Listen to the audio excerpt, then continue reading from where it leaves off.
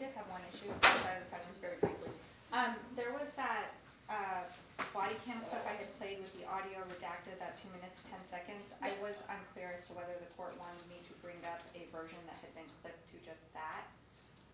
Because it was never technically admitted, it's still a proposed It was exhibit. proposed and we showed that part. And I'm fine with however the court wants to handle it. If it is not to be admitted, or if I should bring up just that part on a separate disc and have that admitted. We just forgot to address this earlier. What, it wasn't admitted? I don't know, because it was a proposed exhibit. Yeah, it was never admitted. Officially admitted, yeah, so. I mean, I would move to admit that portion now, and then I can just bring up real quick, that clipped version. But however the court wants to handle it. Is that okay? It's not make or break to Yeah, me, but as long as it's clipped, that's the only How I would problem. like to handle it. Okay. So it'll be admitted, whatever it was, 40, and that portion only. Yes, and I will show it to Mr. Scroggins before I give it to him. Perfect, thank you. Thank you. All rise for the pledge of allegiance.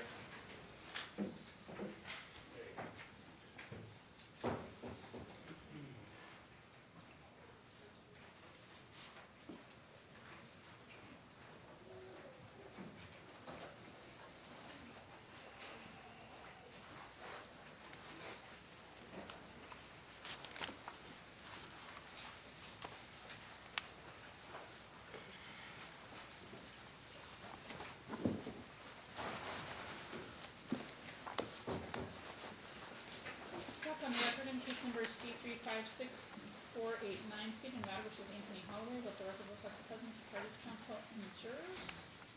Okay, Mr. Judd? Thank you.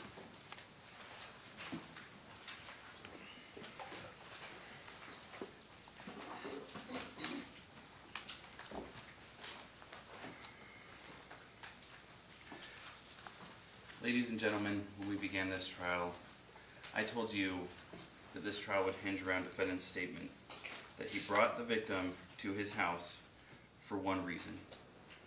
And I would submit to you that the state has fulfilled that promise, that we've met our burden in this case. Now, the judge just finished reading you a few jury instructions, and what I'd like to do is go through those jury instructions and just refresh your memories a little bit on the evidence that has been presented in this case. The first jury instruction I want to bring up was what we call the common sense instruction. You don't come in here as blank slates. You have your own experiences. You've lived your own lives, and you can bring that in here as you review the evidence that has been presented, as you think back on the witnesses that testified, and we'd encourage you to do so, to apply your common sense to the evidence that was presented and to the law that is required. You can draw reasonable inferences as well from the evidence that you feel is worth inferring from what was presented. Now, there are a few counts in this case, so we're going to go through them. But counts 1 and 2 are sexual assault. Count 3 was battery with intent to commit sexual assault. Count 4, coercion. Count 5, robbery. Count 6, second-degree kidnapping. Count 7, bribing or intimidating witness to influence testimony. And count 8, preventing or dissuading witness from testifying or producing evidence. Now, what is sexual assault? The judge read the instruction on what sexual assault is, but I want to focus on the fact that sexual assault is submitting another person to sexual penetration against their will. And what sexual penetration, the jury instruction that you were read, tells you that it's any intrusion, including sexual intercourse. It also includes cunnilingus, which is the touching of the female sexual organ with the mouth or tongue of another person. Sexual intercourse in its ordinary meaning. Now, you heard from the victim, Jacqueline Rodriguez, and she told you the defendant placed his mouth on her vaginal opening. She told you that he inserted his penis into the vagina. That's two separate, specific types of sexual assault. And she told you multiple times it was against her will. Now, she also told you that she resisted. And the jury instructions tell you that the victim was not able to do, or was not required to do more than she was reasonably able to do in the circumstances to resist the sexual assaults that were happening. There's also no requirement that anything more than the victim's testimony be presented if you believe her beyond a reasonable doubt. Luckily, in this case, we have more than just her testimony. Now, she testified to those things, but we also heard from the same nurse, Jerry Dermanelian. She reviewed victim's SANE exam. She explained to you that SANE exams, the full SANE exams, like what Jackie went through, are extensive. They last for hours. She tells you it's not uncommon for patients to end exams early because of how intrusive and extensive that they are. She explained to you the process for the SANE exams, that they do a head to toe. Basically, every opening that you have, they check it. She explained that the norm on SANE exams is that there would be no signs of trauma to the vagina, to the cervix, or to the rectum. And she told you that she was surprised as she reviewed the photographs at the sheer amount of abrasions that the victim had suffered that were not contusions. She explained to you that victim went through all of this, that it took hours for victim to go through this SANE exam, and she did all of it.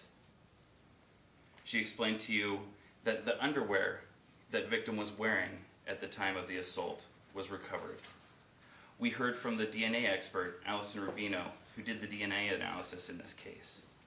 She received that underwear, she received the samples from under the victim's fingernails, and she received reference points for Jackie and for defendant.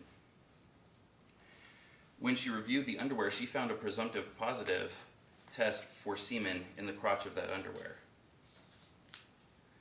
She told you that splitting up between the epithelial cells and the sperm cells, the epithelial fraction returned as 6.94 quadrillion times more likely that defendant was a contributor than if he was not a contributor. She also recovered a sperm fraction that returned 200 septillion times more likely that defendant was a contributor than not. Now, why does this matter? Defendant on the stand told you that he did not ejaculate before he went to get a condom, that it was just foreplay. So when the underwear returns a presumptive positive for semen, and that semen returns this likely that defendant's the DNA was a contributor, that's significant. Also, under the victim's left-hand fingernails, that sample was 2.3 trillion times more likely that defendant was a contributor than not. We do not have to just rely on victim's testimony. We have DNA evidence of the fact. So when you return back to the deliberation room and you're considering these two counts, the state would ask that you return a count guilty on count 1 and guilty on count 2 for the two specific types of sexual assault. Going on to count 3, what is battery with intent to commit sexual assault? The jury instruction tells you that it's any use of force or violence upon a person of another with the specific intent to commit a sexual assault. So what did Jacqueline tell us happened inside defendant's apartment? She told us that he pushed her back on the ottoman. She told her that when she tried to push him off, he kept going. And defendant told you what his specific intent was. He told her, I brought you here for one reason. And he proceeded to assault her. So when you go back to the deliberation room, the state would request and would ask you to return a verdict of guilty of battery with intent to commit sexual assault. Now we're going to jump ahead to second-degree kidnapping. And what is second-degree kidnapping? Well, according to the instructions that were just read, a person who inveigles another person with the intent to keep the person detained against that person's will is guilty of second-degree kidnapping. The evidence in this case showed that defendant inveigled the victim to his apartment. He tricked her. We had multiple people testify that the plan was for them to go get food. They were going to go to White Castle specifically for food. Jackie was given money for food. But defendant told her once they got downstairs that he forgot something in his car. so she went with him. When he got to the car, what he needed was not in his car. Can they run to his apartment real quick? They go to his apartment. Jackie says, you know what, I'll just wait in the car. You said it was going to be real quick. He goes, no, come inside. Get down from the car. It'll be quick. He tricked her to get her inside his apartment. And then once he got her inside that apartment, he detained her against her will. She told you that he pushed her onto the ottoman, that he closed the door, and that he pulled her away from the door. He detained her against her will. Now, in order for you to find the defendant guilty of second-degree kidnapping when there's an associated offense of sexual assault, you have to find beyond a reasonable doubt, I apologize, that any movement of the victim was not incidental to the sexual assault, or that the movement substantially exceeded that required to complete the sexual assault, or that any incidental movement substantially increased the risk of harm. These are ors. Any one of these beyond a reasonable doubt is sufficient to find defendant guilty of second-degree kidnapping in addition to the sexual assault. Now, the movement was not incidental to the sexual assault, and the movement was not required for a defendant to complete his sexual assault of the victim. He could have assaulted Jackie at the palazzo. There were multiple rooms. They referred to the washroom or other bedrooms. He could have assaulted Jackie once he got her alone in his car. There was also an increased risk because of the movement. Defendant took Jackie away from a public area. He took Jackie into his comfort zone, and he took her away specifically from her friends, increasing her risk of harm. So when you go back to the deliberation room, the state would submit to you that beyond a reasonable doubt you can return a verdict of guilty of second-degree kidnapping of Jackie. Going back in order back to coercion. The jury instruction on coercion tells you that using violence to compel someone to do something or to abstain from doing something is coercion. Defendant prevented Jackie from leaving, not just for the sexual assault. He took Jackie's phone and he threw it. He pushed Jackie to the ground. She told you this was after she was able to pull up her pants and she was trying to leave. He used force to prevent her from doing something that she should have been able to do, which was leave his apartment when she chose to leave it. So when you deliberate on the count for coercion, the state would submit that beyond a reasonable doubt you can find defendant guilty of coercion. On the robbery count, now robbery is a big instruction. I tried to pull out the pieces that we need. But basically, robbery boils down to an unlawful taking of personal property by means of force or violence or fear of injury, and to obtain or retain possession of the firearm, and that the degree of force used is immaterial.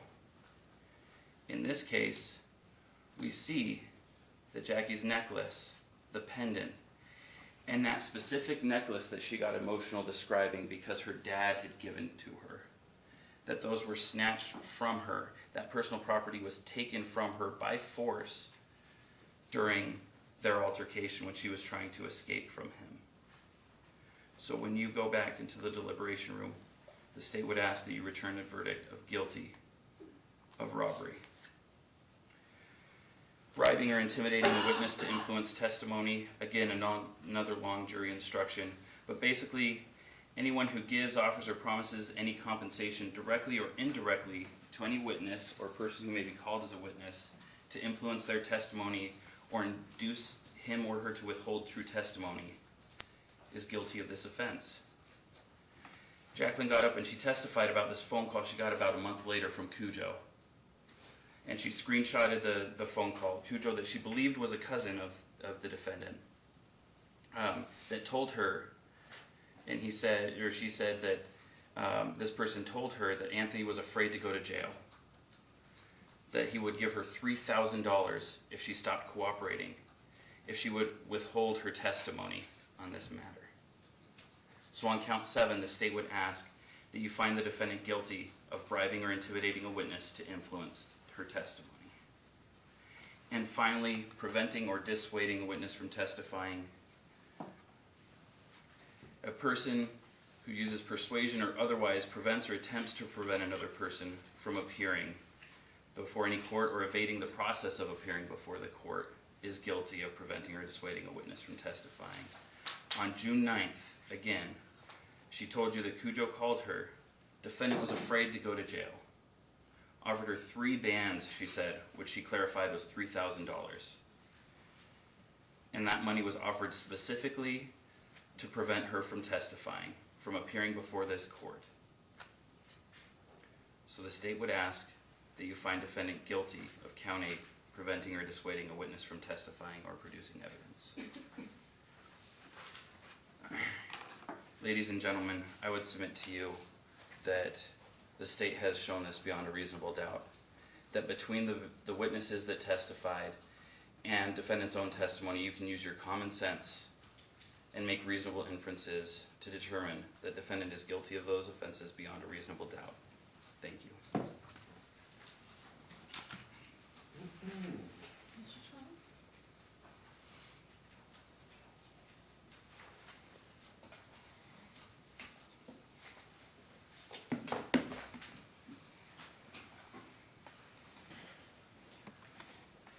Ladies and gentlemen, thank you for your patience and thank you for your service and for paying attention throughout these proceedings. This is my only opportunity to speak with you. After I'm done, the state is able to get up and say a few more things, and so I'm going to try to make sure that I cover everything that's important. Bear with me if it seems a little overly cautious what I'm telling you, but I have to anticipate that they may get up and say some things after I'm done. So when we were first starting this case, I don't know if you remember, but we were talking a little bit about jury duty, right? And there was a little bit of a laugh because we talked about it's like paying taxes or something that we have to do but we don't want to do. And you were asked, is there anyone here who wants to be here? And do you remember I asked you to remember that jury duty is not just a duty, it's a privilege. And I want to explain that just a little bit. In our system, which you've been instructed on, we have a belief that a person is innocent until proven guilty. And there are ways that our system protects that to make sure that that happens.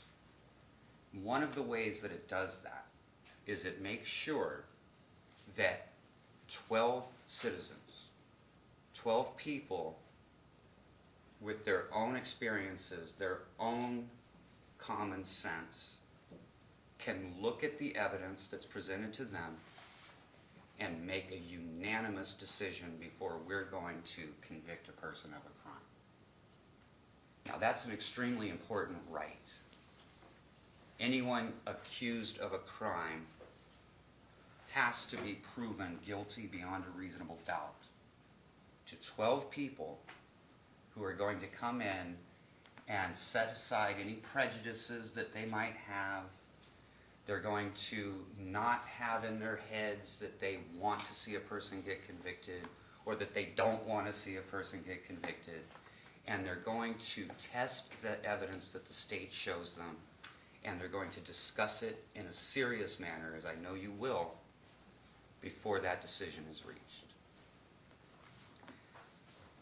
Jury duty, I submit, is one of the most important rights we have. What you're doing throughout this process and what you'll be asked to do when we're done here in your deliberations is to be that check on state power that allows us to be confident in our legal justice system that if we're going to convict a person, we're going to do it for all the right reasons, and it's going to be based upon the evidence that's presented and not because of some preconceived notion that we might have. So again, I thank you for doing this, but I hope you understand the pride that you should have in being part of this. It's a crucial part of our system. Now, I'm just going to go over a couple of the instructions. I'm not going to put them all up here and read them all to you. To operate this, do I just lift the, I'm sorry, I didn't Yes. Thank you.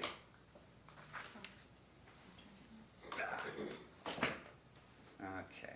Can I turn it around? You should be. All right. Is it on? All right.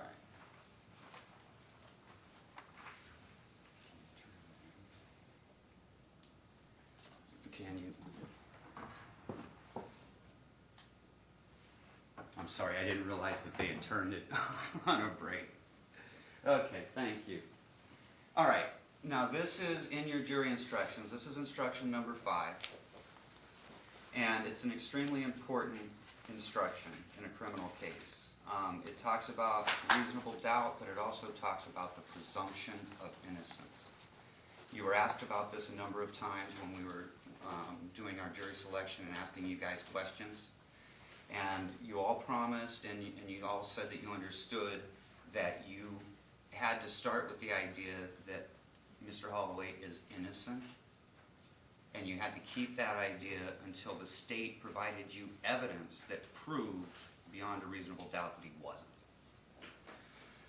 And that is the first sentence on this instruction, right? The defendant is presumed innocent unless and until the contrary is proved.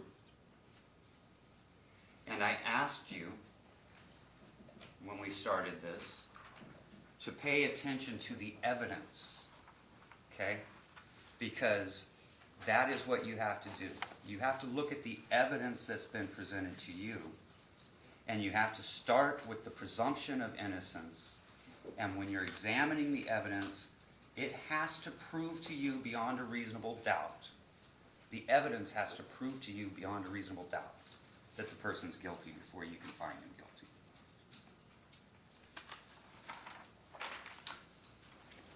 And now the common sense instruction that the state was talking to you about. It's instruction number 27.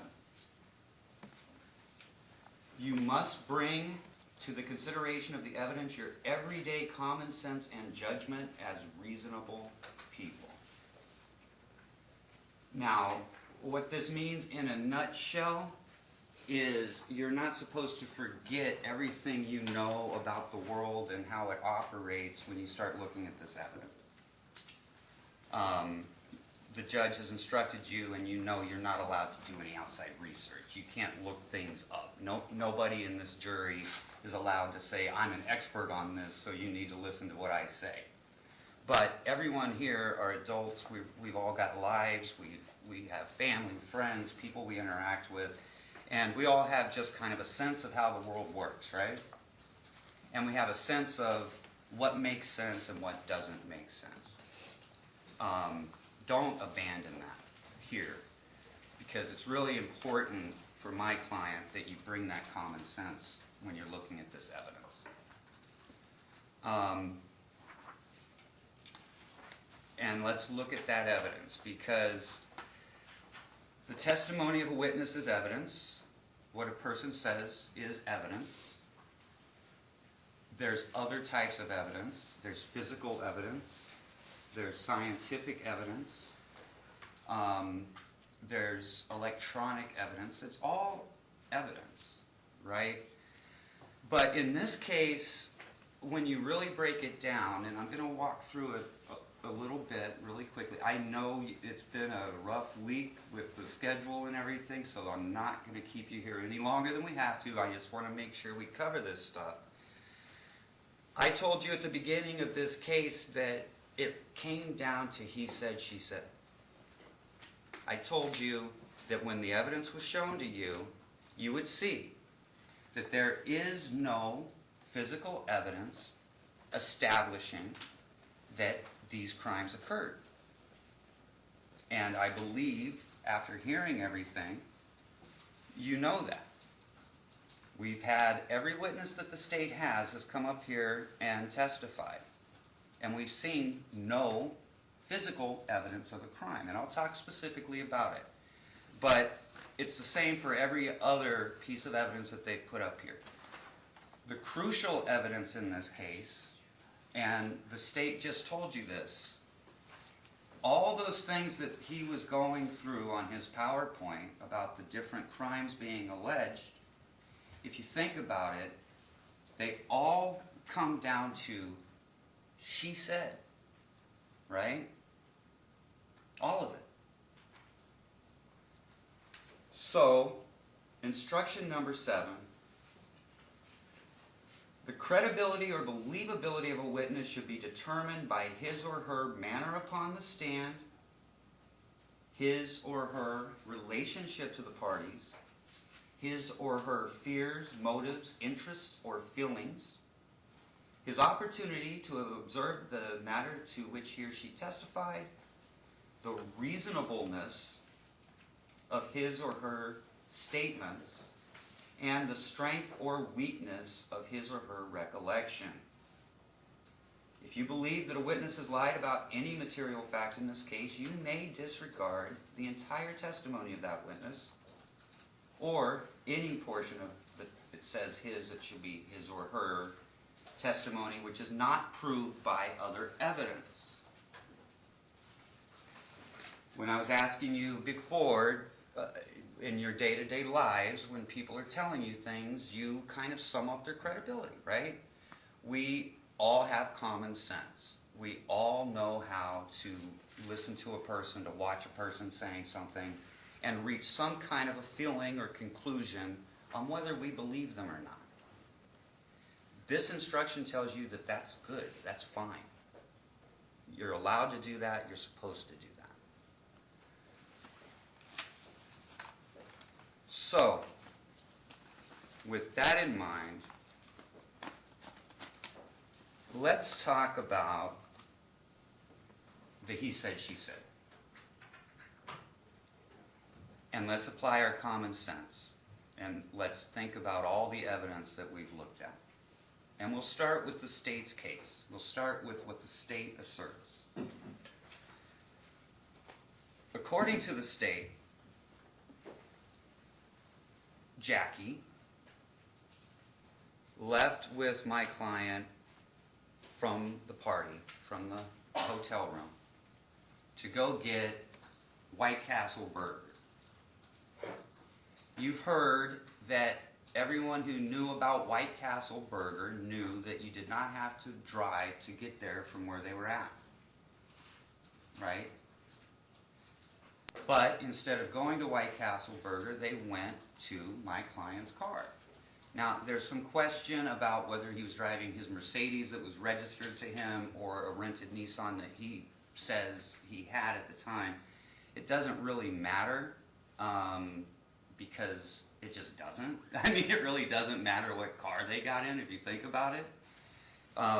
But if you watch what you were shown and what you'll have back in the deliberation rooms with you, what I introduced as Exhibit B, Defense Exhibit B, the surveillance video from the hotel, right before they left the hotel, all the way up to when they got to the parking garage. And if you recall, and you can watch it again, it's an exhibit, it looked to me, and you have your own eyes, but it looked to me like they were pretty certain where they were going when they were walking through that casino. You don't see anyone veering off the path. You watch that video, and that video goes from the moment they're leaving the room. Casinos are amazing, by the way. If you watch that video, you realize that there is no moment that you're in a casino that they can't find video of what you're doing, because there are no gaps. I mean, we see that, and it changes where they're looking at, but it's like, you know, they walk off screen, and then boom, they're on another camera. It's amazing. But if you watch that, and you pay attention to that, not only does it never look like they veer off the path that they're going, she's leading the way. Right? If you watch that, my client and the person that was with them up until they got down to the casino, because he wasn't going with them, he was staying to gamble or whatever he was doing, they make a straight path once they get off that elevator, they're going through that casino and they're heading somewhere, right? And it's no surprise to anyone if you watch them where they're going, and you'll see she's in the lead. She knew exactly where they were going. She knew exactly where they were going. Just watch that video and think to yourself, does this look like at any point someone's changing where they're going? And just your common sense, when you watch how it's going, you'll have to say no. So that's one part of her story, which is the evidence the case has, or the state has for their case, is her story. The video doesn't bear that out, right? It doesn't show anyone talking anyone into going to a different place than they were heading at any time. Now, then she claims that she was surprised after they were in the car that he said, "We're going to my place." What other evidence do we have of that? None. She said it. There's no other evidence of it. Right? When they get to the apartment, she says that she didn't want to go in, but she did. Where's the evidence that she didn't want to go in? She said it. But she went in anyway. Right? And even in her story, she doesn't say she was ever physically forced to go in. Right? She says that there was a discussion where she was like, "I'll wait in the car," and he says, "No, come in." She doesn't even, in her story, go to a point where it looks like she was forced to go into any apartment. Right? And then what happens inside the apartment? Now, what's her story? They get inside. He starts to hold her down. The state has said this statement a couple of times that she claims Mr. Holloway made. "We're only here for one reason." Right? What's ironic about that statement is when I get to my client's story, they were only there for one reason. Right? And it was the reason that they had agreed to before they got to his apartment, which was to have sex. That is the reason they were there. They were there for one reason. Now she claims that there's this struggle and he's holding her down and he's pulling off her shorts and then he's forcing her to let him perform oral sex, cunnilingus, on her. And once a struggle starts, she starts texting her friends. I was never clear from her testimony how she was able to do that, the way that she was talking about the events.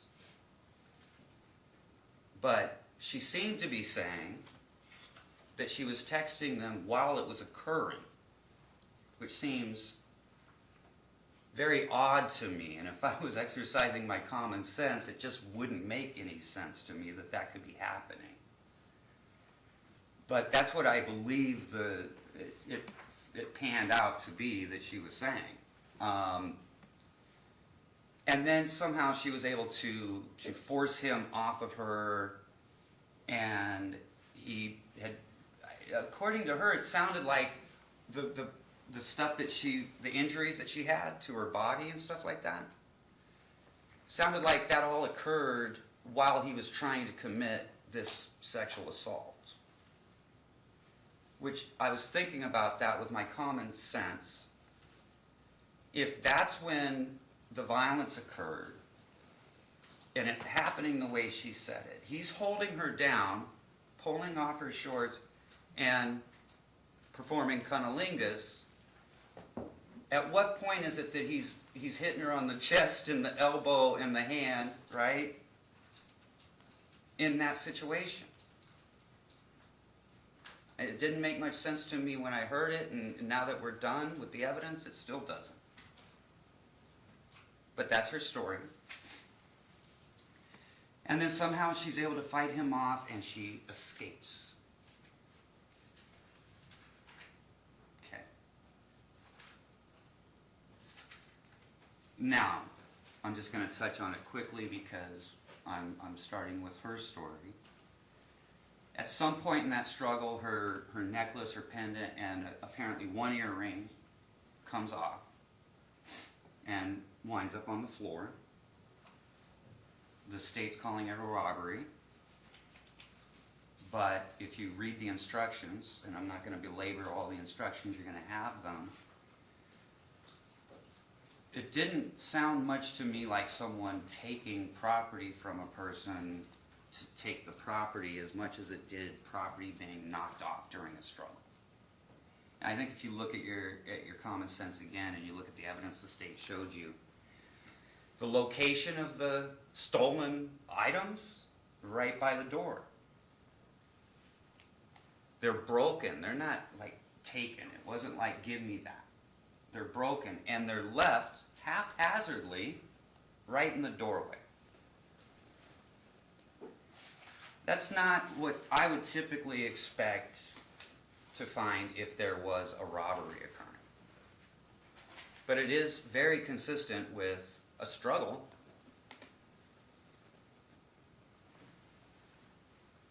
At some point, according to the testimony, she had told the police that he stole her backpack, if you'll recall. And let's talk a little bit about that portion of the evidence now.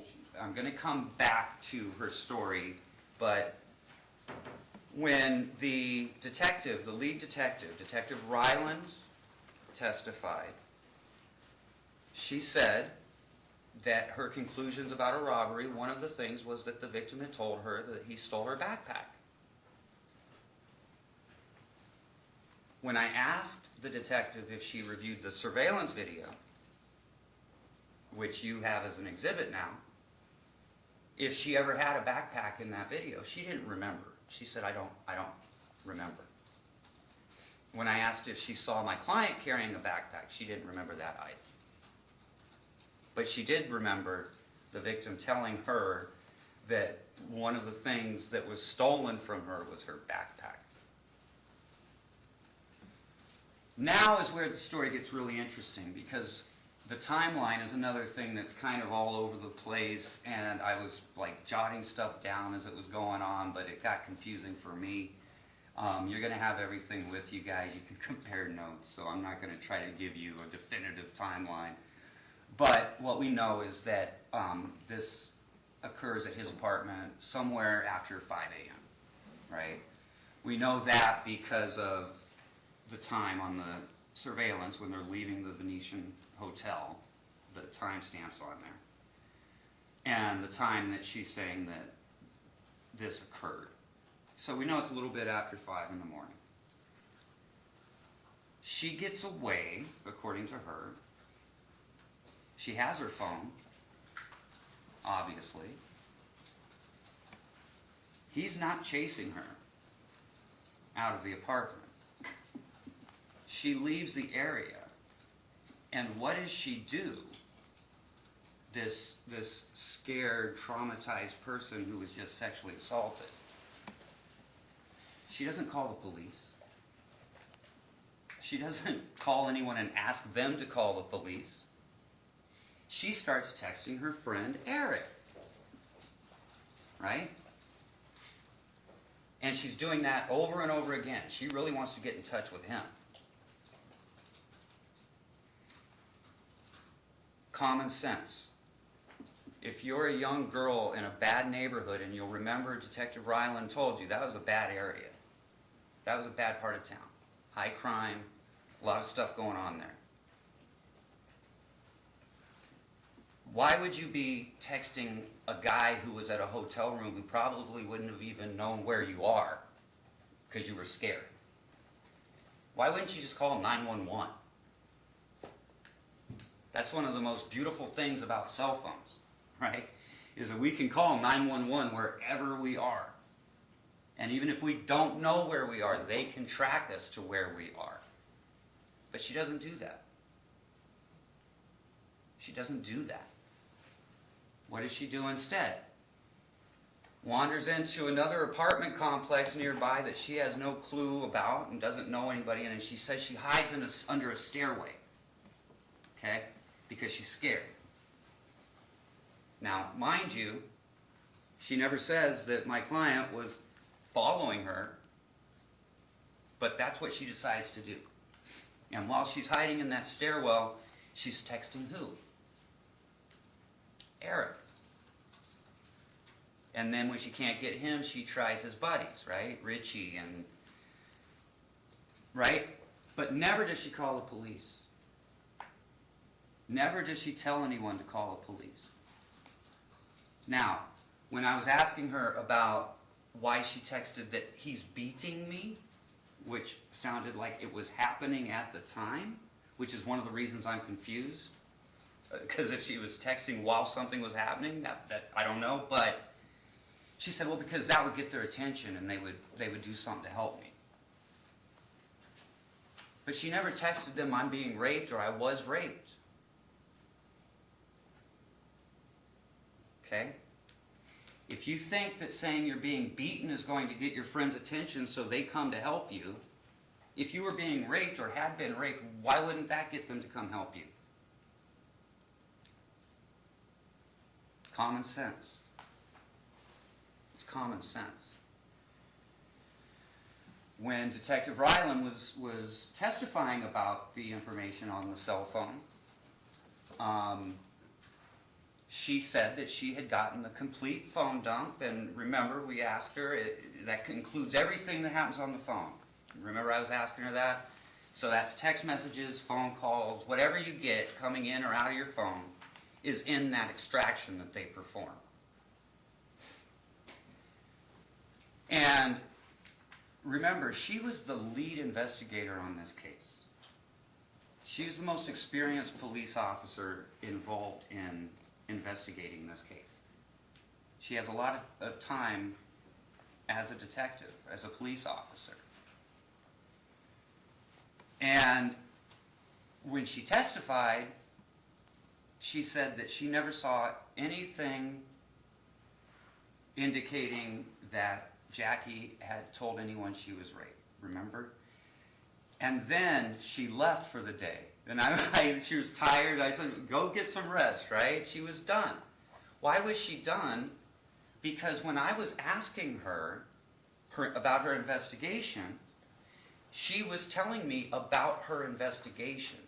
As an experienced detective, she is looking for evidence. And as an experienced detective, she decides where to find evidence. That's what she does. The reason I submit to you that she thought she was done with her testimony was because she had looked at everything within what she considered the relevant period for her investigation. Right? She was called back because someone had told her apparently to find a deleted text. And it wasn't a text, it was a Facebook message. I'll withdraw that statement. Thank you. But she left, and for some reason she went and, instead of getting rest, she got a deleted text that happened, I think, about 9 hours later. After all this stuff's going down, after she's already been interviewed by the police and had her exam and everything else, and it's deleted, and we don't know who it's to, but it's there. Okay. But during that relevant portion of events, it's not. During the period of time where she's texting people that we know who they are, the people she says she's reaching out to because she's scared and wants help from, she never tells them. Right? Now, she says that her mother kicked her out of her house because of this, because her mother said it was her fault. She didn't go into detail on any of those conversations. And I was a little confused on that as well, because when I was asking her about it? You know, did you tell your mother what was happening? She said she hadn't had any conversations with her about it. And I was thinking to myself, well, she kicked her out before she found out anything about it. Again, common sense, I'd figure that out. But I don't know. We don't know who that deleted text was sent to. Right? Maybe it's 9 hours later after mom's kicked her out. I don't know that, but kind of makes sense, right? Okay, so now we're at the stairwell, and now security guards find her. We're still on her story. And she's distraught, and she's texting her friends, and they ask her what's going on, and she tells them, I've just been sexually assaulted. They tell her, we'll call the police. Because remember when I asked her why she hadn't called the police yet? She said, well, someone already had, and it was these security guards. Now, she's scared. She's away from the guy she says she's scared of. She's with security guards who tell her they're calling police. And what does she do? She leaves them.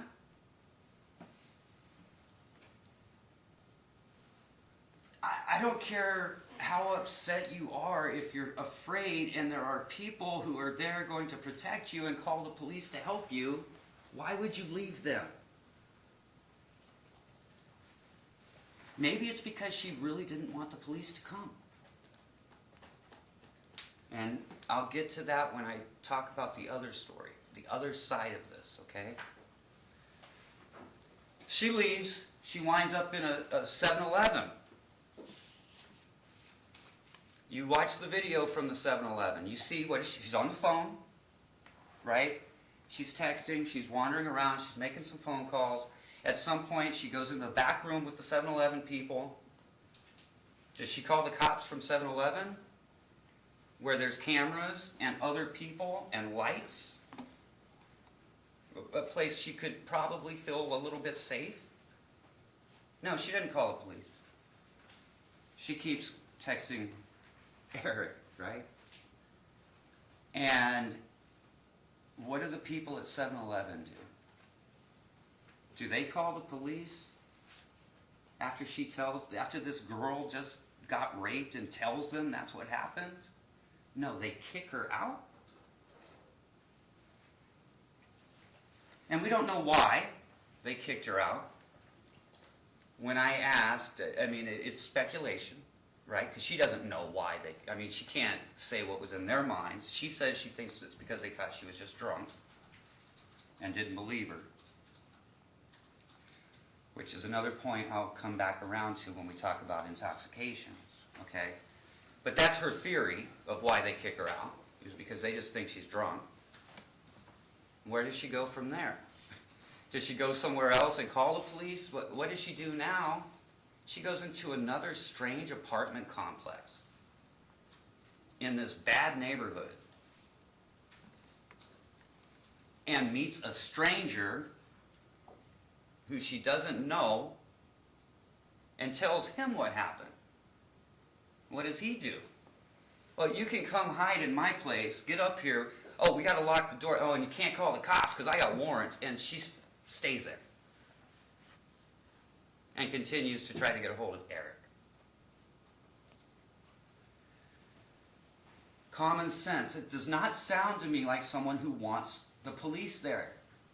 It does not sound to me like someone who wants police help. Use your own common sense. Does that sound to you like someone who is scared of someone and needs protection and they want the police because they've just been attacked?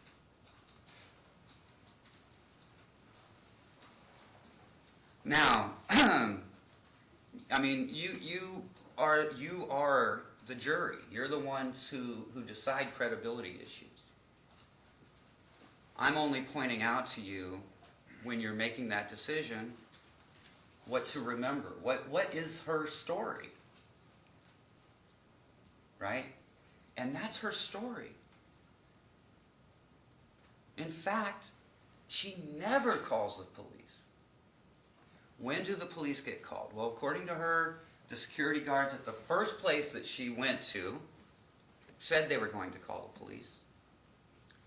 We don't know if they showed up there because she didn't stay and wait, right? And then after she did finally talk to Eric, he, at some point, told the police what happened. And wound up meeting her at this strange apartment complex where she didn't know anybody, and the police came there. All right. Now,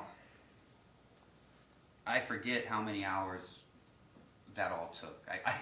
I told you I started taking notes and stuff, and at the end of the day, you guys saw the same evidence that I did. You can look at your notes and you can piece that together.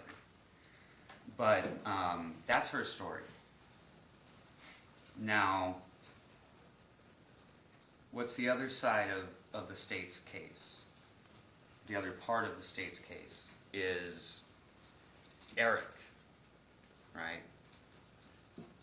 Remember what the instruction number 7 says about credibility of witnesses.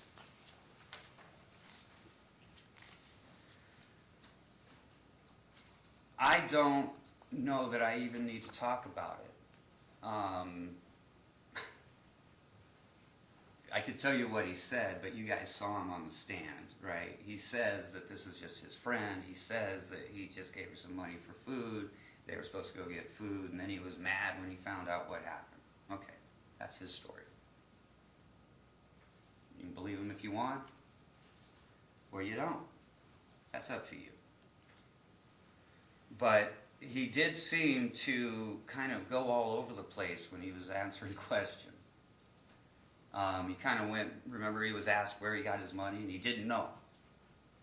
Where'd you get your money? This was the state asking him. Well, where'd you get your money? I don't know. And then later on, when I was asking him questions and it came up, then he started rambling about his mom, and he picked up some garbage for somebody, or whatever. I'm not sure. I'm not sure what his testimony really was. But when my client shows back up at the hotel, he immediately attacks him. Eric immediately attacks Anthony. Eric tells you it's because he's mad about what Jackie told him. Right. And after that altercation, after there's a physical fight between those two in the room, Eric leaves and goes to security and tells them, this guy who's up in that room just raped my friend. Right?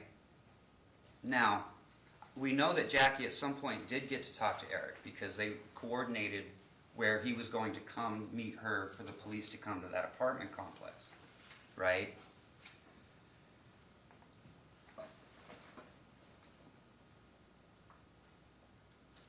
Imagine if you were engaged in illegal activity and things went south and it got physical. Now, you don't want the police involved because you're doing something illegal. So you call someone who you have an agreement with, and you come up with the story. That makes sense to me. It explains why she'd be so desperate to get a hold of him. It would explain why police were never contacted until that story was in place. Because you can't call the police and say, I was engaged in an act of prostitution and I got caught trying to rip the guy off.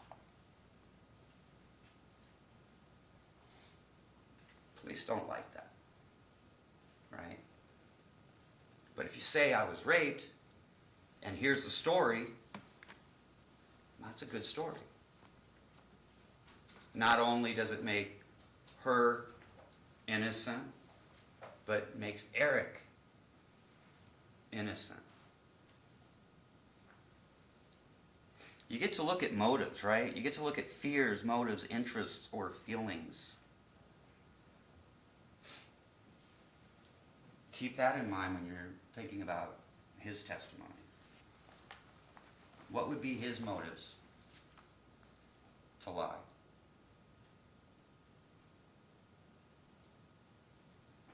If he was paid to send Jackie to have sex with someone, you think he's going to tell you about that?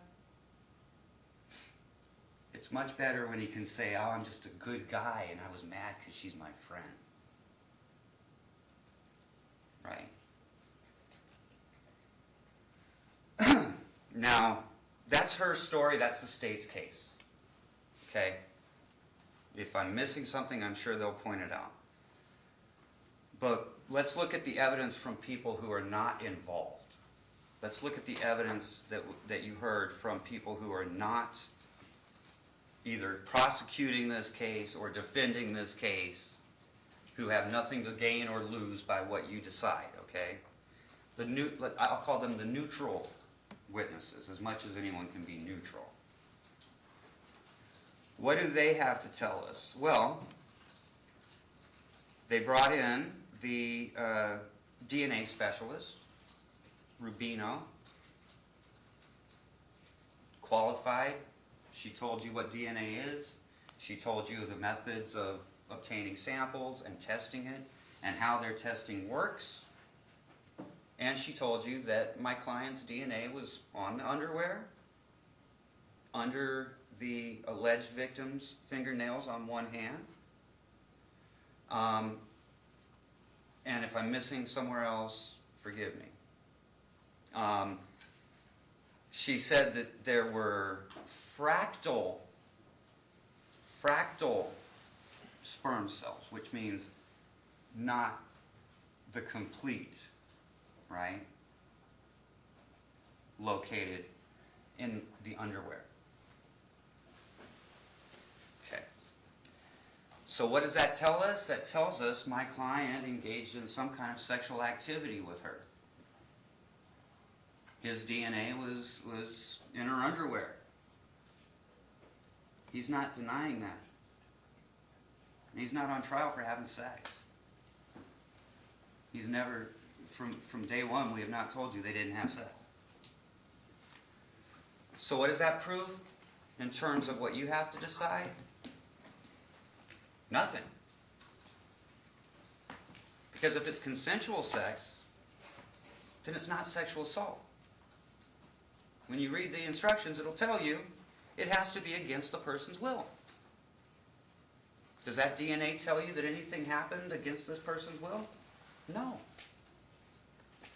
So the DNA evidence, I love scientists because they just, the forensics people in these cases I love because they don't have a case file where they're trying to prove a case. They have data that they're analyzing, and so it's a really neutral thing. And that's why I don't ask any questions, because she was just stating scientific fact. But it was scientific fact that does not make this case go one way or the other. It's completely neutral evidence for what you guys have to decide. And then let's talk about the SANE exam, the sexual assault nurse examiner who testified. Now, we'll start off with the Dermanelian, who testified, was not the person who did an examination in this case. The examination itself was done by another nurse. And she said that. I mean, she didn't say that she did the exam. So everything she knew was based on her reviewing what another person had done. And she's experienced, and she knows what she's doing, and I think I was impressed with her qualifications and her knowledge of the subject. But what did she tell us from her review of this file for an examination she hadn't done? She said she was very surprised at the amount of injuries in the chest area, the elbow, right? These other areas. It was actually unusual to see that in a sexual assault case, she said. And she admitted that all those injuries that she was describing could be inflicted just from a physical fight, from a struggle, right? Having those wounds is not evidence of sexual assault. Having those wounds is evidence of a physical fight. So what part of that exam do they do to get to the heart of the matter? Why is it a sexual assault nurse examination? Because they're looking for evidence of sexual assault. They can't find that if someone's got wounds on their chest or on their elbow or on their leg, right? Where do they look for that? They do a pelvic exam. They look for specific things that she referred to as an energy force. I'm sorry, but basically they look for some kind of trauma to those areas, to the vagina, to the cervix. And what did that find in this case? None. No signs of it. No signs, no hematomas, I went through everything that was, that they talk about in their reports. No signs of any of it. And that went for the rectal exam as well. Now, the state will tell you, and did, that it's very common for victims of sexual assault not to have any physical symptoms or signs of sexual assault, but that still doesn't help them meet their burden to prove beyond a reasonable doubt that a sexual assault occurred. So what does that exam give us? It gives us medical evidence that it shows nothing. Nothing. Now, you can minimize it if you want. You can say, well, that's not all that important because a lot of people don't have that. Right? But ask yourself, why do they do it? Let's go to common sense. If it's called a sexual assault exam, why are they looking for those things? What's the point? The point is because if those things exist, they have physical evidence of a sexual assault. Right? Otherwise, what are they doing? Why would they even go through that? And you heard what a process it is, right? And a lot of people don't want to do it because it's embarrassing, maybe painful, whatever. But why would they go through all that if the results didn't mean anything? If those results had been the other way, that's all you would be hearing about in here. Right? There was bruising, there was contusions, there was hematoma, but when there's none of that, they say, well, a lot of people don't have that. Okay. So what did it prove? Nothing. DNA proved nothing relevant to this case. The sexual assault exam proved nothing relevant to this case. And I believe if you think back in the opening statements when I told you I was going to ask you to look at the evidence, I think I told you that the evidence would show that. And it did. I kept my promise on that one. You've seen no physical evidence of a sexual assault. Now,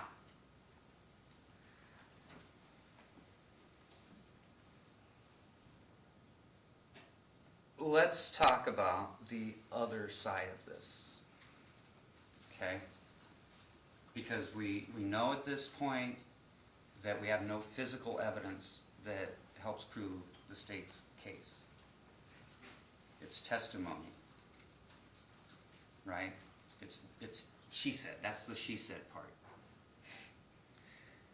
Now let's take that same common sense and let's talk about what Mr. Holloway told you. Now, from the beginning, I've said it, this is not a case where we're going to, no one in this case that you've heard from is a Boy Scout or a saint, right? Maybe one of the officers who testified might be, and I just don't know, but the key players in this case, I told you from the beginning that you're going to hear about people partying, drinking, there's drugs, you're going to hear about prostitution, right? You're going to hear about people doing things that you don't approve of, that you don't like, and things that maybe even make you think they're a bad person and maybe you don't like them, right? But none of those things prove any guilt, right? And so he's not a saint. We know that. He doesn't deny that. There were things he didn't want to talk about because they're embarrassing, right? But yeah, he had a couple of felony convictions years ago back in Chicago. He's not proud of that. Yeah, he does drugs. And yeah, he paid for a prostitute. He's not proud of any of that. He didn't want to have to come in here and tell you about it. But he did.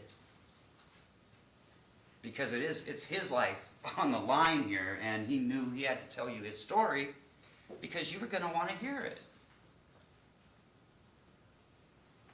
Setting aside any bad feelings or thoughts about him that you might have, or disapproval of his lifestyle or whatever he was doing, we're here to talk about credibility and evidence. Think about what he told you. Think about the events he told you occurred. And apply your common sense to that, okay? He's got friends coming in from out of town that he knew from Chicago. They're renting a room. They want to have a party. They want to have a good party, and they want some drugs, right? They know their friend, Anthony, lives here. They invite him to the party, and they say, can you come to the party and bring some drugs? He says, I know a guy, and he calls Eric. Eric's a guy he's met on the strip partying a couple months before. He told you they're not friends, they're acquaintances, but he's the guy he calls if he wants to have that kind of a party. Right? By all accounts, the party starts downstairs about 11 or whatever. It's going pretty much all night because it's still going on when you see them leaving the room at 5 in the morning, right? And Anthony says there's something else Eric can get him. He wants some sex. And he gives Eric $400 for it. And Eric sends Jackie home with him. Right? It's a business transaction. It's bad business, it's ugly business, but it's a business transaction. Because he never met Jackie before that night. When they got back to the room, and if he said, we're here for one, we're here for one reason, they're there to consummate the business transaction. Right? Now, according to him, they start doing their business. Things get a little heavy, and he decides it's time to get a condom. While he's doing that, while he's distracted, when he comes back, turns around, he sees her grabbing his backpack, going through it. When she sees that she's been caught by him, she runs towards the door. He freaks out. He admits he was upset. He admits he was angry. We know he was drunk, right? He'd been up all night partying. And he grabs her. Now, he can't tell you if he put his hand on her left wrist and then on her right shoulder, right? Because this is a struggle. This is something happening fast. But he does get a hold of his backpack that she's trying to take. The harness breaks, right? And he's able to get it back. And in that process, according to him, he doesn't know for sure, but he's presuming that during that struggle, maybe those necklaces got broken, right? Now, that makes sense to me, right? That version of events makes common sense to me. I don't know, it's up to you, but now what does he do? Well, he doesn't call the police. Why wouldn't he call the police? He's going to tell them that I just paid a prostitute and she ripped me off? No one wants the police involved in this case. But what does he do? And I'm going to ask you to see if this makes any sense to you. He gets dressed. He drives straight back to the hotel room to find the guy he paid money to do this business transaction so he can make a customer complaint and get his money back. He's angry, right? He's worked up, he's upset. But he goes straight back to the room to find the guy. Use your common sense. Is that something you might expect someone to do if they just got ripped off? And they can't call the cops or they don't want to? Now, when he gets there, Eric immediately hits him.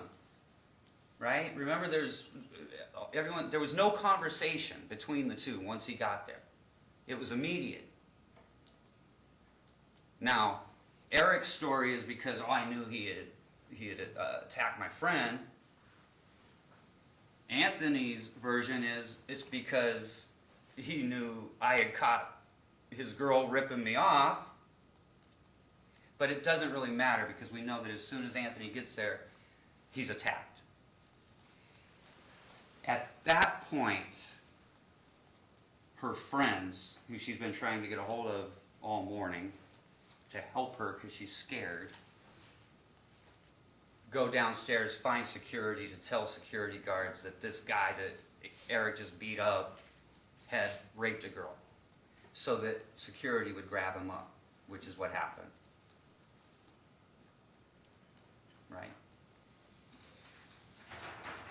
Now, just a couple of things, and I promise you I'm wrapping up because I do not want to keep you too long. I know you've been very patient. The backpack, for whatever reason she had reported that he stole her backpack. I think the evidence is pretty clear. She never had a backpack that day or that morning. You look at the video, and it shows him with his backpack the entire time. We know that the video footage of surveillance shows from the moment they left the suite until they got to the parking garage. And we know that they left the parking garage straight to his place. And so there was no point or gaps where she could have put something or misplaced something or whatever.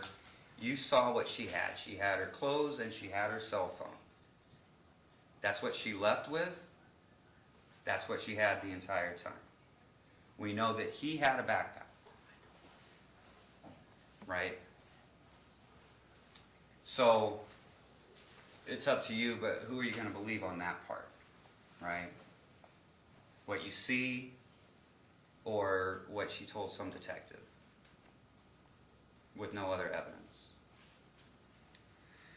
Now, the credibility is very important, and I'm going to wrap it up with this because there's a couple of points that the state made that go against my client's credibility, or they were, supposed to.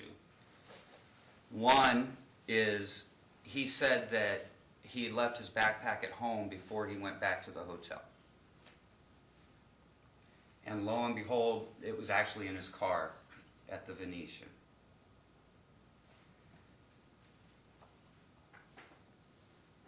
There's no reason for him to lie about that, if you think about it. does it matter in terms of the two stories of what happened that day? Does it matter if he left his backpack at home or if he grabbed it and put it in the car? Right? And I asked him, you know, you were upset, you were drinking, you'd been up all night. Is it possible that when you were answering the state's question, you just forgot where it was? You forgot you grabbed it? And he said, yeah, that's possible.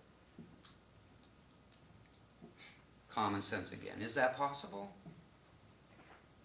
You know, I almost left my own bag in court earlier, right? We forget stuff. We forget where we put stuff. So does it undermine the credibility of the rest of his story because he wasn't clear on where his backpack was after she tried to steal it? I don't think so. Certainly not enough to undermine the rest of his testimony. Okay? The other thing, we saw that video from when that last officer was testifying. What did that show us? I mean, it showed, one, he was denying from the gate that there was any sexual assault, and he was talking about having gotten in a fight with some guys, right? And the state asked him, well, he didn't say anything about a robbery. Well, let's look at it. The officer said that it wasn't an interrogation. He had intentionally not read him his Miranda warnings because it was an ongoing investigation. So anything that was said in that conversation was not the result of police questioning. It was just statements being made. And I asked, well, would someone automatically, spill out everything possibly relevant to a case when they're just rambling in your custody, right? Does he have to say, I was robbed at that point? If it's not an interrogation. If it was an interrogation and he was being asked, were you robbed, and he said no, then, okay, right? Then it's an inconsistent statement. But we don't have that here because the officer didn't ask him any questions, according to the officer. He let him keep talking, but he says he didn't ask him any questions. So you can't look at something someone didn't say after they're sitting in handcuffs with the police and say that means that it's not true. Common sense. If you pay any attention to that at all, pay attention to the fact that he maintained his innocence of what he's accused of from the gate. It's a consistent statement in that sense. At the end of the day, the evidence in this case is he said, she said. That's what you have. You have to use your common sense. You have to look at the two stories that are being presented here and determine which one makes sense. Which of those two series of events make logical sense? And then you have to take that and apply that evidence to the instructions that you're given on the different crimes being charged. They have to prove to you by the evidence that he is guilty of each one of those elements of each one of those crimes that they're alleging. If they don't make it on an element, they lose. That's the law, that's the Constitution, that's our system. That's why you're so important. We don't convict people because we want to. We convict people because the evidence proves each and every element of the crime beyond a reasonable doubt. And if you don't have reasonable doubt in this case, ladies and gentlemen, it would be hard for me to think of one where you would. I trust that you're going to do your duty. I said from the beginning, I've noticed a lot of you take notes. You've asked a lot of questions. You've asked questions that made sense. You've asked questions that I wish I would have thought of to ask.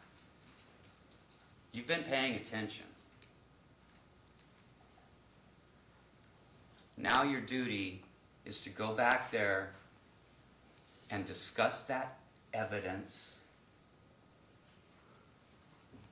apply your common sense, and remember, you cannot say guilty unless they've proven everything beyond a reasonable doubt. I submit they've proven nothing beyond a reasonable doubt. I submit they've proven nothing even by a lesser standard, because the evidence for guilt just doesn't make sense. Thank you. And Judge, I'm ready to either start now, or I don't know if the court wants to take a 5-minute break. I'm happy to. Does anybody need to go to the bathroom? You good? Keep going. Okay.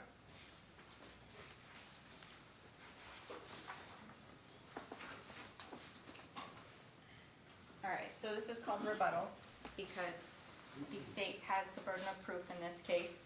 I get to rebut the things that Mr. Scroggins said that I take issue with, or that we take issue with.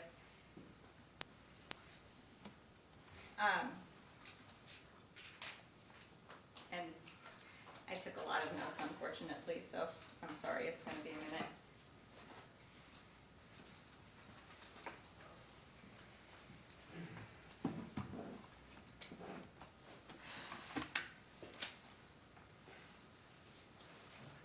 So, kind of start in the middle and I'll work my way out.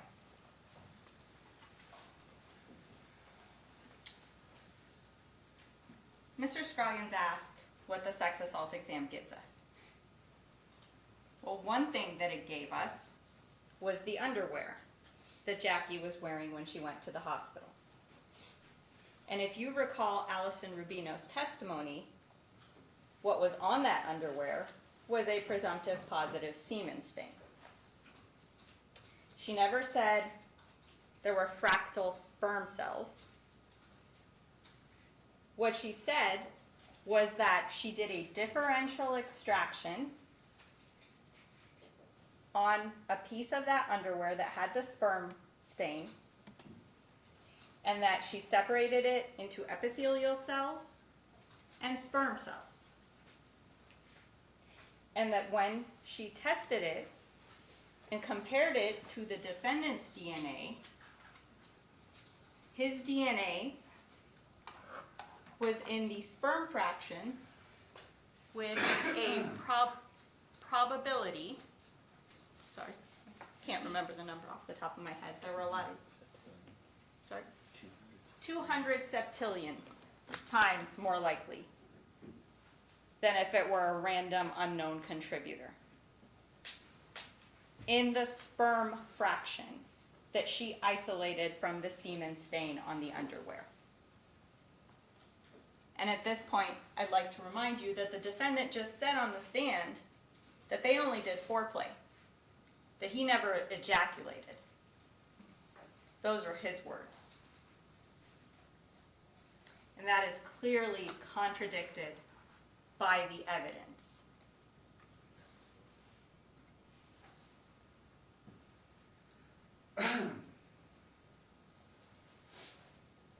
I also want to talk briefly about the rape exam, and I'm going to come back to it in a second. But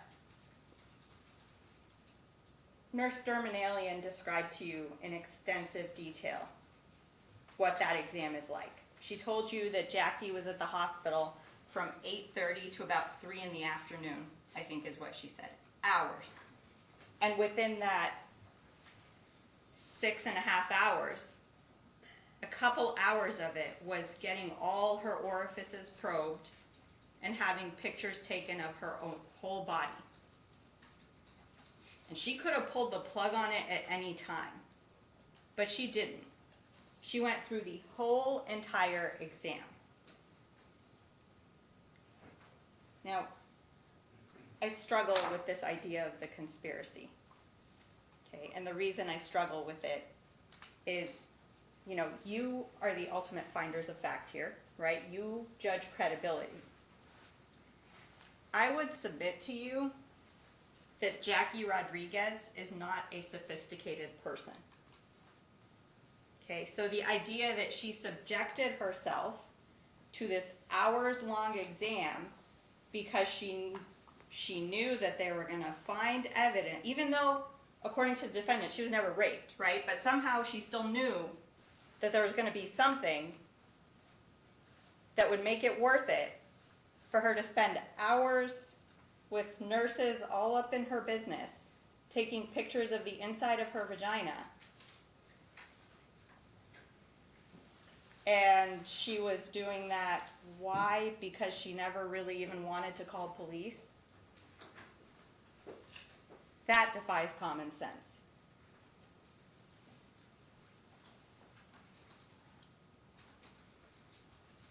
Now, in terms of this issue of Jackie not wanting to call police, I actually agree with Mr. Scroggins that I think it's pretty clear that she never wanted to call police. She doesn't call police. Cody Eubanks, who testified today, said that he was the one who showed up at the door and called police. But we have different interpretations of why. She said that she thought her friends would get there faster. I would also submit to you that in May of 2021, it's entirely possible that Jackie didn't trust the police. Maybe she thought because she had been drinking and smoking, she thought they weren't going to care what happened to her. Maybe she thought Metro would show up and she would be the one to get in trouble because she had been drinking and smoking. Maybe really she just thought they weren't going to get there in time.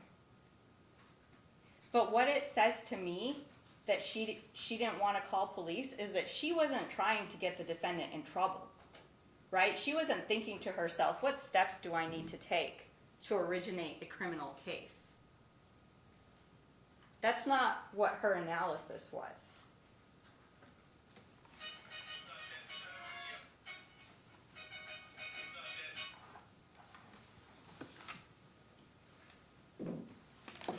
In fact,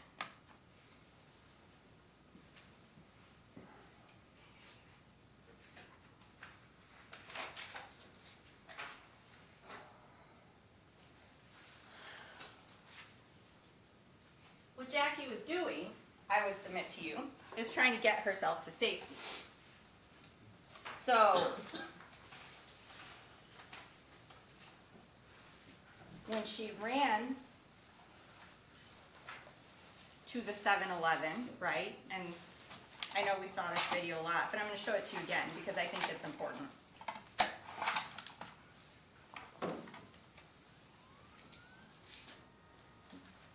This is 39 for the record.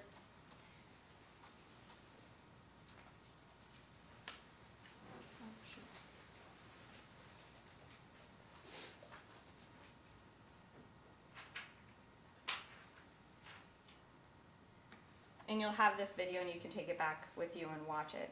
Sorry, that's not the right one. I'm opening the fourth file on this disk.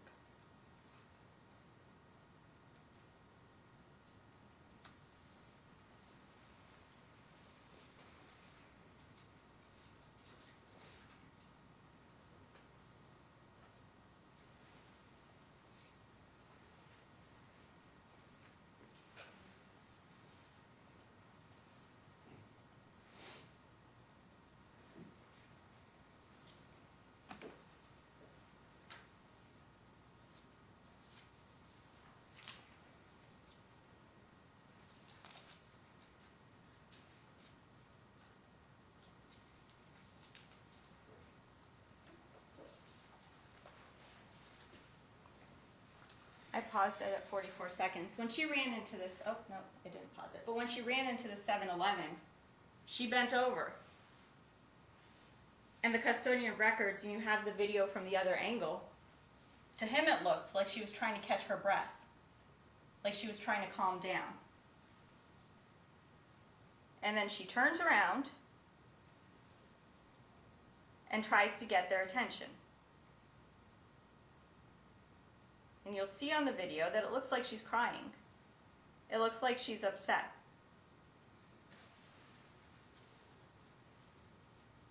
And then they take her in the back, and after a couple seconds, they start, you have the video from when she's in the back room too, they start gesturing her out.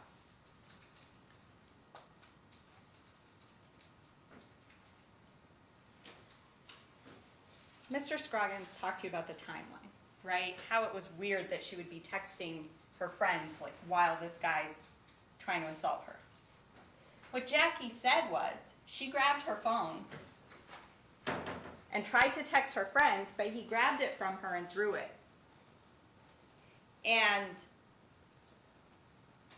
she said that she texted them after. And in fact, what you heard from Detective Ryland was that there was surveillance footage of Jackie walking on the street at 5:30, 5:31, 5:32. And that the texts were sent around that time. 5:31, 5:38. And then at 6 a.m., as you can see on this video here, she's in the 7-Eleven, crying. And then, before 7 a.m., she's at the Harbor Island Apartments with Cody Eubanks, the security guard who testified this morning.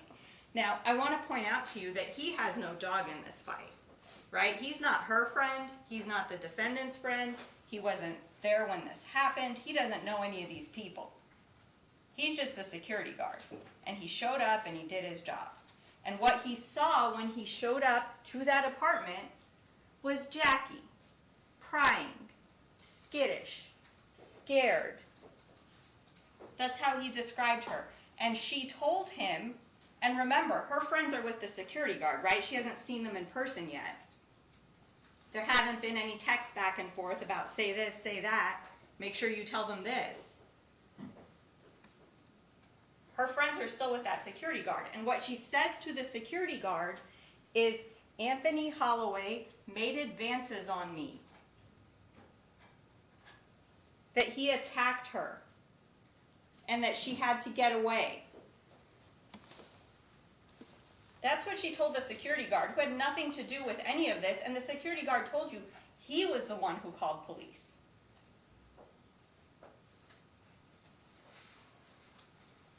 Now,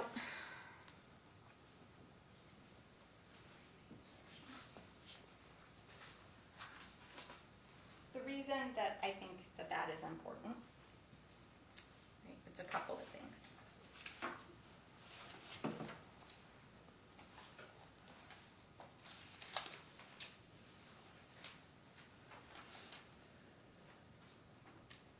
First of all, Jackie's story has been consistent, right? From what she told her friends to what she told the security guard. She told the nurses that she had been sexually assaulted, and then she came here and testified in front of you 18 months later, a year and a half later, and said she was sexually assaulted. Let's talk about the defendant's story.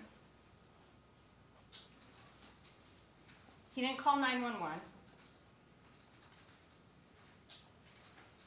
He didn't tell police, at least that officer that we heard testify, that he was robbed. And the reason I bring that up is not, the state has the burden, and he has the right to remain silent, right? So it's not like he should have said this, he should have said that. My point is, when you're looking at this evidence,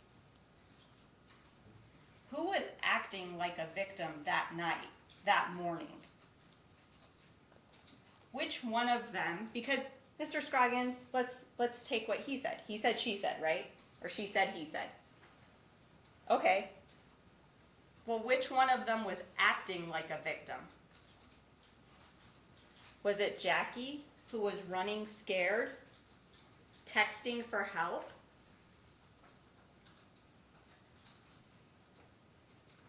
Crying in front of a security guard?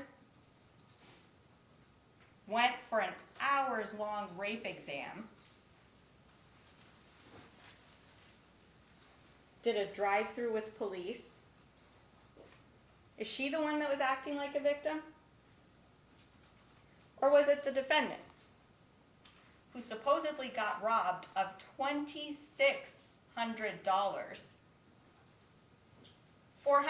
3,000, right? Because Eric took his 400 at the hotel. And then he told you that he had another 2,600 in his bag, which somehow went missing. And didn't mention that $3,000 or even the $400. That's still a lot of money. To anybody? In that clip where he was saying, I got in an altercation with some men. There was no sexual assault. It never even occurred to him to throw in a, hey, she was trying to rob me. This isn't a situation where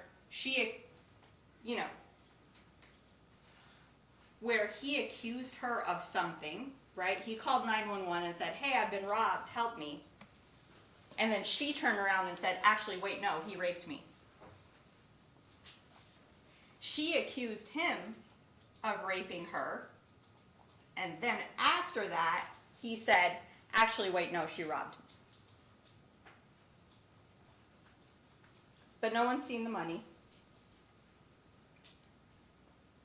In fact, he told you when he just testified today, right, that his backpack was in his bedroom.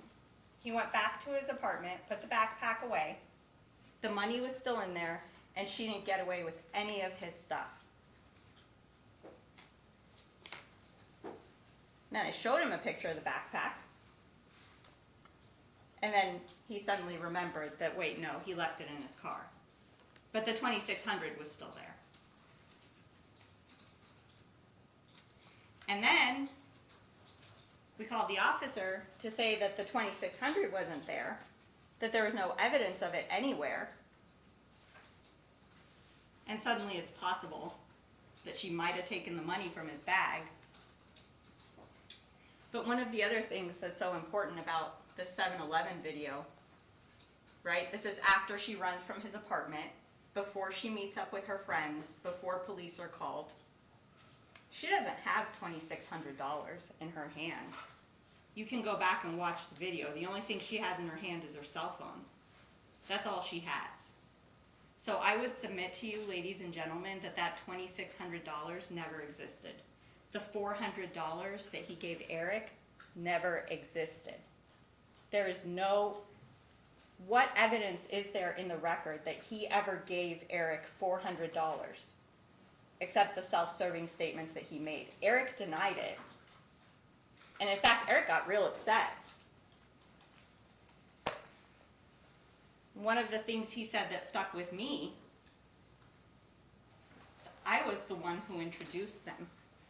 What happened to Jackie is on me. He was a friend of a friend, and I thought she would be safe, and I introduced them. So he blamed himself, which is a very profound sentiment for someone who supposedly sold his friend. This money exchange didn't happen in front of anyone. The defendant didn't tell anyone about it at the time. He didn't say to anyone that he was robbed. He did claim on the stand today that he told the security officers at the Palazzo that he was robbed. But you heard from the officer that they never said anything about that to him, and there's no... so he told security that he was robbed, and they just sat on that.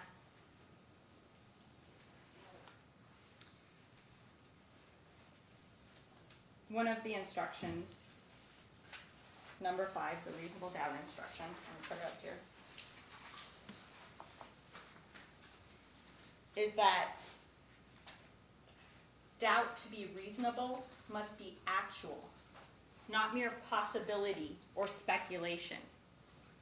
When Mr. Scroggins was just talking to you about potential outcomes, he even used the word possibility. Is it possible that this happened? Sure. Frankly, anything is possible, right? But is it reasonable? Is it actual reasonable doubt that this girl stole $2,600 from him, ran to a 7-Eleven crying, with no money in her hand,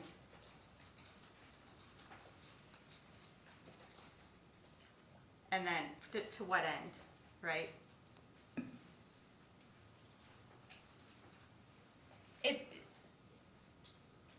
There were a lot of inconsistencies, and so that makes it a little bit hard to rebut things, right? Because among the different things that we heard today was that there was a backpack, but I had it in my house. My money was in the backpack. And then it was, she tried to run with my backpack, and it was on her back, and I grabbed it. And then it was in her hand.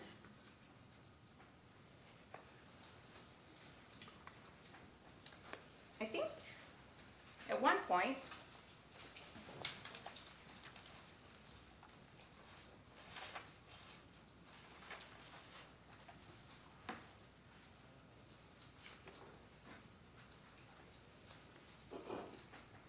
the defendant even told you that he had been convicted of a prior felony for fraud. Now, you have instruction number 9, which says that if a witness has been convicted of a felony,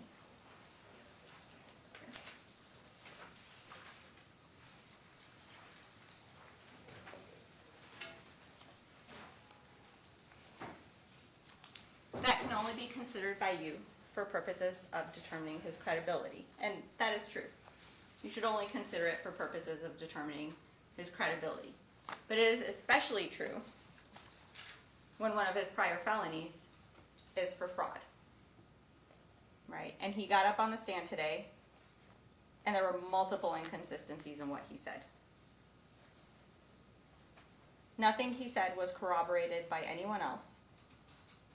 His testimony was directly contradicted by Jackie, by Eric, by Cody Eubanks, by Nurse Dormanalian, and by Allison Rubino.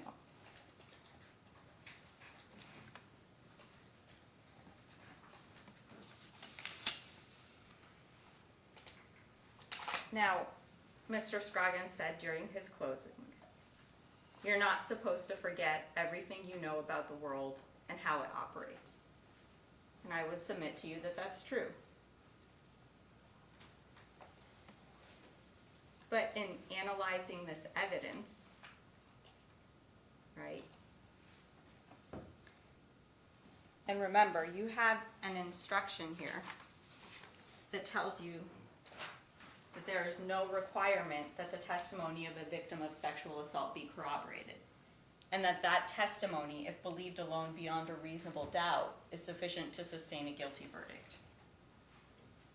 Now, obviously, we're not asking you to do that because there's a lot of evidence that corroborates Jackie's testimony. There's the video, there's the testimony from the security guard, there's the semen and the DNA in the underwear when he said that he never ejaculated.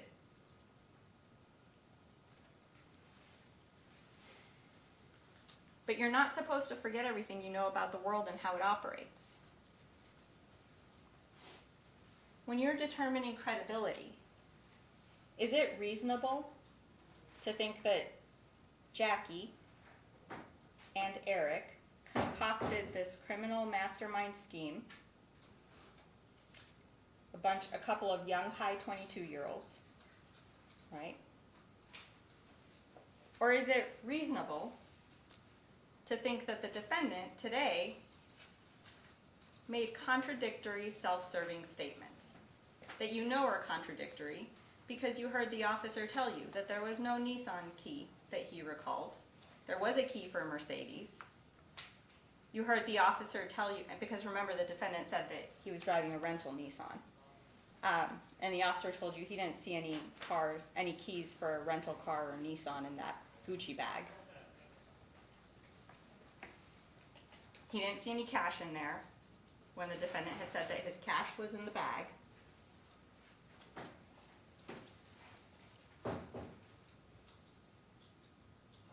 And nothing that he says about what happened that night has been corroborated, and a lot of it has been contradicted.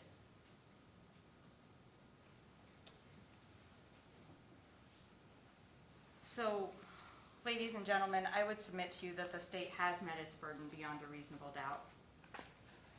That what happened that night is that the defendant lured Jackie over to his apartment, telling her, "Hey, let's just go get something from my car. Hey, let's just just get in the car, I forgot something in my place.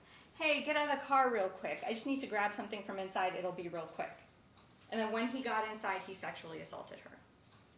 Now the kidnapping, in our theory of the case, ends at the sexual assault. He inveigled her to get her there, and then he sexually assaulted her. But after that, she had a right to leave. And he stopped her from leaving, and that was the coercion. He took her jewelry, he ripped it off of her, and he had the intent to keep it because, frankly, he could have taken it back to the hotel with him and given it back to her or her friends.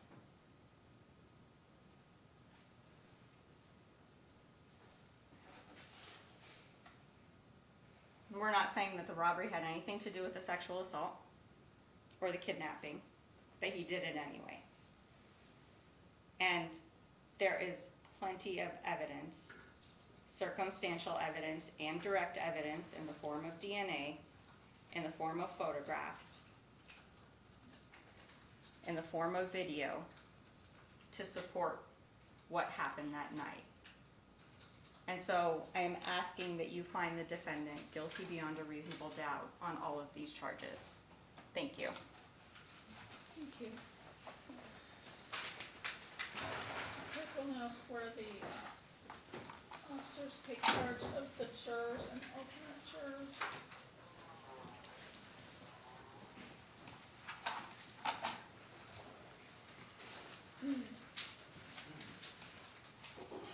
You do solemnly swear that you will keep this jury together in some private and convenient place, that you will not permit any person to speak to them, nor speak to them yourself, unless it be by order of the court, except to ask them whether they have agreed on a verdict, and that they will return them into court, and then will return them into court when they have agreed so. So help you God. All right. And our alternates are Mr. Guzman and Mr. Bennett, but if you will all gather your things and go with the marshal.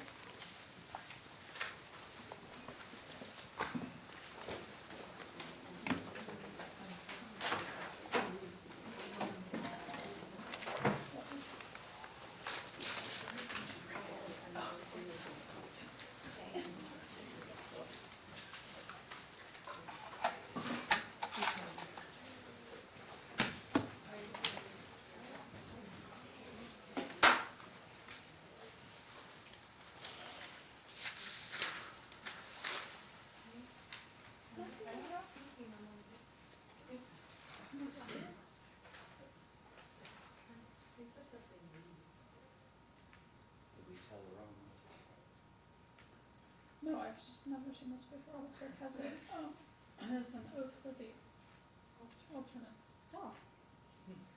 But this is when the panel see, well, No. yeah, but we'll pass that. I have that cropped video that I can show Mr. Scardens real quick and All right, great. to the clerk, and I think that other than that, that's it.